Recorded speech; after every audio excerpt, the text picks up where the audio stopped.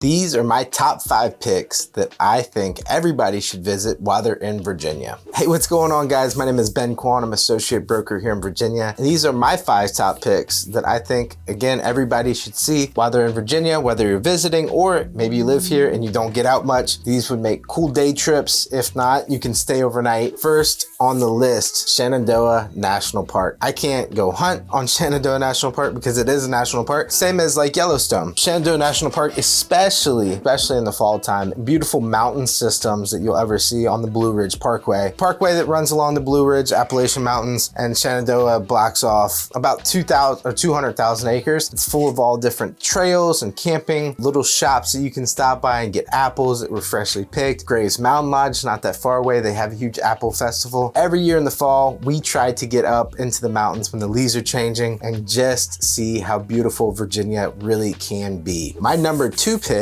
is Tangier Island, and that is a little hidden gem sitting right in the middle of the Chesapeake. It's a very small island, about a half a square mile, sitting right in the middle of Chesapeake, and there's ferries that take out of Maryland, I'm sure, but also here in Virginia, you'll take out of Reedville, and you'll take the ferry. It'll take maybe an hour or so, maybe not even that long, to get to the island, and that's when you can do tours. There's a bed and breakfast on the island. You can stay overnight. Now, I'll take my boat from Virginia over there, but there's a ferry system too. Yeah, a couple restaurants. I think the island only has about 700 people, and I think there's only about 7 cars on the whole island. Most of the time, you're gonna be going around in a golf cart or moped. But it's just really cool. They're all watermen, so they live off the water, whether that be rockfish or oysters or crabbing. So just a really cool day trip that you can take your kids, or maybe just you wanna go by yourself, wife, whatever. Just again, a really cool place that I think everybody should visit. So number 3 on my list would be Chincoteague. So if you're looking at Virginia, you have the main body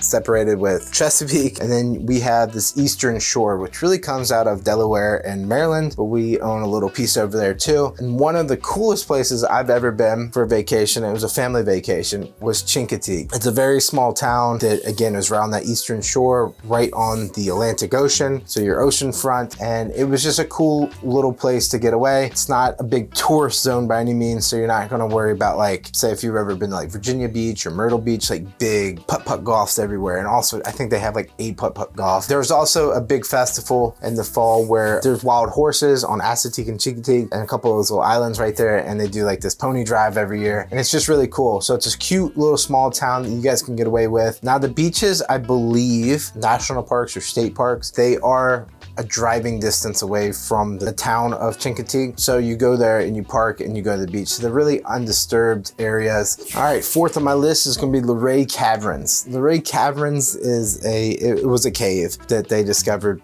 1800s, but it's a really cool cave system. You're not gonna find it anywhere else. In fact, it's one of the biggest caves on the whole East Coast and even in the United States. Definitely a cool little place. So you could stay in Luray and then go to the Caverns and check those out, visit. And that's, you know, if you're looking again at Virginia, it's gonna be down in the southwest quadrant. Number 5 on my list is Williamsburg. Williamsburg, out of all these, is gonna be the most tourist destination that people will actually be coming from other areas definitely to come check it out, and even I think all around the world. Now Williamsburg is a town, but inside of it they have Colonial Williamsburg, which is like a reenactment of what colonial times would have been. There's a whole town that's operated every day like it would have been done in Williamsburg. So there's blacksmith, all sorts of things. Then you have Jamestown, which is right around the corner. But on top of that, there's a lot of great restaurants, there's a lot of wineries.